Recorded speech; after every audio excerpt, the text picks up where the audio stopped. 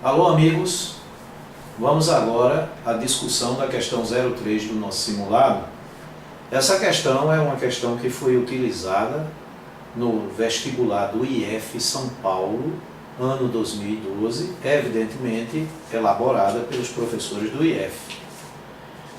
Essa questão, ela evidentemente tem que ser anulada porque nenhuma das alternativas afirma com exatidão o que ocorre dentro do contexto da questão. Vamos à leitura dela.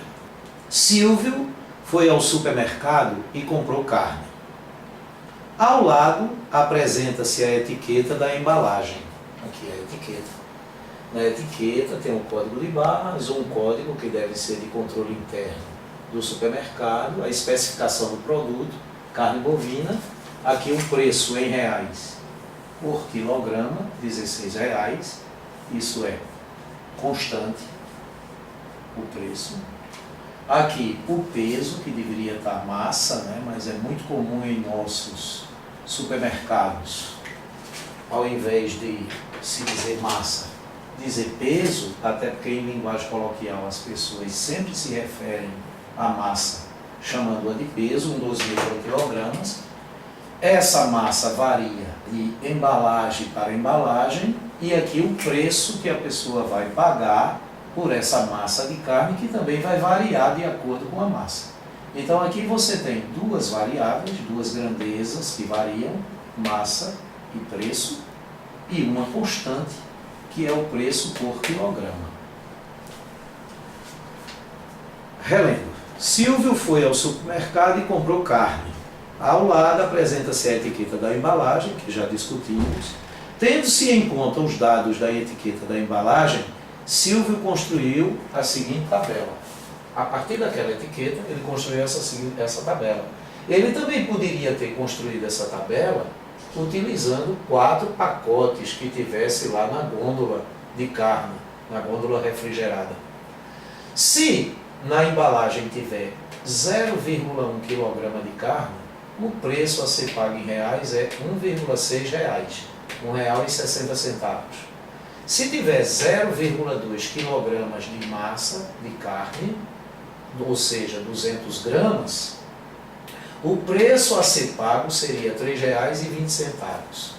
400 gramas, 0,4 kg de carne, um pacotinho com 400 gramas, pagar-se-ia R$6,40. E uma outra embalagem com 0,8 kg, 800 gramas, por ele se pagaria 12,8. Veja que à medida que a massa de carne por embalagem varia, o preço também varia. E o que deve se perceber é que essa variação é no mesmo sentido. Quanto maior é a massa, 100 gramas, 200 gramas, 400 gramas, 800 gramas, maior é o respectivo preço a ser pago por essa embalagem. Como essas duas grandezas, massa e preço, variam no mesmo sentido, descarta-se a possibilidade de haver proporcionalidade inversa, porque caso houvesse proporcionalidade inversa entre massa e preço, essas duas grandezas teriam que variar em sentidos contrários. À medida que uma aumentasse, a outra diminuiria, ou à medida que uma diminuísse, a outra aumentava. Mas elas variam no mesmo sentido. Mais uma vez, quanto maior a massa, maior o preço. Bom, saber que essas duas grandezas variam no mesmo sentido, elimina a possibilidade de haver entre elas proporcionalidade inversa, delas serem inversamente proporcionais. Mas não é a garantia, não é a certeza de que a proporcionalidade seja direta, porque há casos em que você tem duas grandezas que variam no mesmo sentido e não há proporcionalidade entre elas. O que nos daria a certeza, então, de, em não havendo proporcionalidade inversa, haver proporcionalidade direta, seria essas duas grandezas variarem a quociente constante. Ou seja, a massa dividida pelo preço é igual a uma constante. Então, M1 sobre P1 teria que ser igual a M2 sobre P2 igual a M3 sobre P3 igual a M4 sobre P4. Substituindo os M's 1, 2, 3 e 4, índices 1, 2, 3 e 4, pelos respectivos, e substituindo-se os P's pelos respectivos preços, P1, P2, P3 e P4, teremos 0,1 sobre 1,6, teremos 0,2 sobre 3,2, teremos 0,4 sobre 6,4 e teremos 0,8 sobre 12,8. Ok? Simplificando, 0,2 e 3,2, tá certo? Então aqui 0,2 por 2 dá 0,1. 3,2 dividido por 2 dá 1,6. 0,4 dividido por 4 dá 0,1. 6,4 dividido por 4 dá 1,6. 0,8 dividido por 8 dá 0,1 e 12,8 dividido por 8 dá 1,6. Ou seja, M1 sobre P1, que é 0,1 sobre 1,6, é igual a M2 sobre P2, é igual a M3 sobre P3, que é igual a M4 sobre P4. Então essas duas grandezas, massa e peso, a partir dessa tabela, elas variam a quociente constante. É verdadeiro afirmar que M sobre P é igual a K.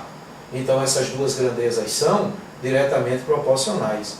E essa constante K, não é? Essa constante K é no sentido, quando você divide a massa pelo peso, essa constante K é 0,1 sobre 1,6. Então M sobre P, multiplicando numerador e denominador por 10, dá 1 sobre 16.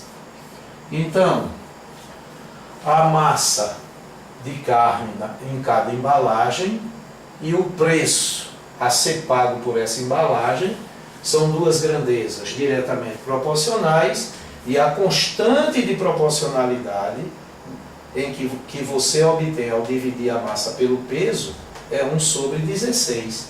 E a constante de proporcionalidade, se você dividisse o peso pela massa, seria 16. Então, em nenhuma das alternativas, você tem a afirmação de que essas duas grandezas, massa e peso, são diretamente proporcionais, e a afirmação de que a constante de proporcionalidade seja 1 sobre 16 ou 16. Não é? As duas únicas alternativas que dizem que a massa e o preço são grandezas diretamente proporcionais são a letra A, que afirma que a constante de proporcionalidade é 4,2, falso, e a letra B, que diz que a massa e o preço são grandezas diretamente proporcionais e a constante de proporcionalidade é 1,6. E em nenhuma das duas ordens, massa sobre peso ou peso sobre massa, a constante de proporcionalidade é 1,6 ou até mesmo 4,2. Então a questão fica sem gabarito. Tá certo? Então essa questão evidentemente tem que ser anulada. E a falha da questão está exatamente quando ele arbitra o valor da constante de proporcionalidade, ao afirmar que é 4,2 ou 1,6, o que não é. Ok? Não se desesperem, não fiquem tristes por isso, não é? Porque é comum em vestibulares ocorrer incidentes como esse, né? Uma questão tem que ser anulada. No mais, fico muito feliz ao saber que muitos alunos me procuraram contestando essa questão com razão, o que demonstra que eles estão sabendo bem o assunto. Um beijo e um abraço.